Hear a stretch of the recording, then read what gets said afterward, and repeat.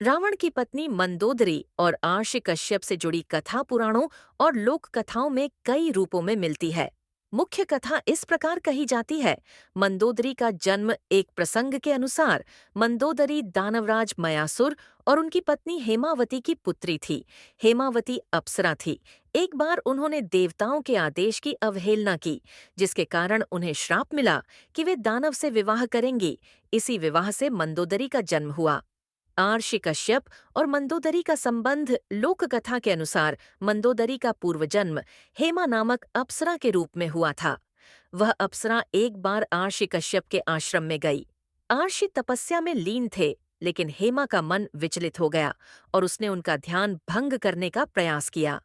कश्यप आर्षि क्रोधित हुए और हेमा को श्राप दिया कि वह दानव कन्या के रूप में जन्म लेगी और राक्षसों के कुल में विवाह करेगी। उसी श्राप से वह मयासुर की पुत्री मंदोदरी बनी और आगे चलकर रावण की पत्नी बनी। मंदोदरी का चरित्र मंदोदरी को पतिव्रता और धर्मनिष्ठा के लिए जाना जाता है। वह रावण को कई बार सीता को राम को लौटाने और अधर्म का मार्ग छोड़ने की सलाह देती है, पर रावण उनकी बात नहीं मानता। युद्ध के बाद भी मंदोदरी को राम ने सम्मान दिया और कहा कि वह सती साध्वी स्त्री है। आर्षि कश्यप का श्राप ही मंदोदरी के जन्म का कारण माना जाता है। उनका जीवन यह दर्शाता है कि भले ही वे राक्षस कुल में जन्मी और रावण की पत्नी रही, लेकिन उनका स्वभाव सद्गुणों से युक्त था। अब मैं आपको मंदोदरी की पूरी कथा रामायण और पुराणों के आधार पर जन्म से लेकर रावण वध के बाद तक विस्तार से बताती हूँ। पहले जानते हैं जन्म कथा। मंदोदरी का जन्म मयासुर दानवराज और उनकी पत्नी हेमा अप्सरा से हुआ।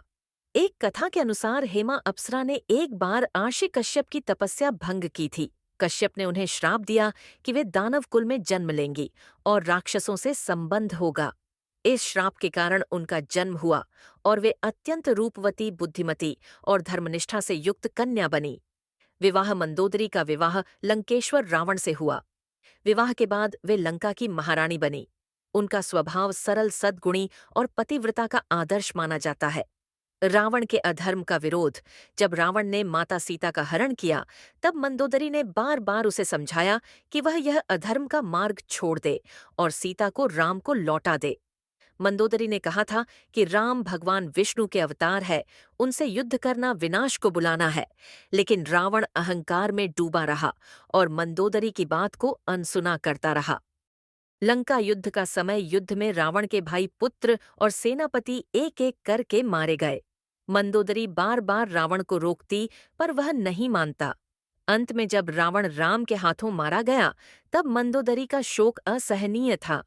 युद्ध के बाद जब राम ने रावण का अंतिम संस्कार कराया, तब मंदोदरी शोकाकुल होकर वहां पहुंची। श्री राम ने मंदोदरी को सांत्वना दी और कहा, महारानी, आप सती साध्वी हैं। आपके पतिव्रता धर्म का सम्मान सदैव रहेगा। राम ने विभीषण को लंका का राजा बनाया और मंदोदरी को भी रानी का सम्मान दिया। मंदोदरी का महत्व। मंदोदरी को तीनों लोकों में पतिव्रता स्त्रियों में गिना जाता है, सीता, अहिल्या, अरुंधति की तरह। यद्यपि वे राक्षस कुल में जन्मी थीं, लेकिन उनका हृदय सद्गुणों से भरा था। उन्होंने हमेशा धर्म की रक्षा और अधर्म से दूरी बनाने की कोशिश की।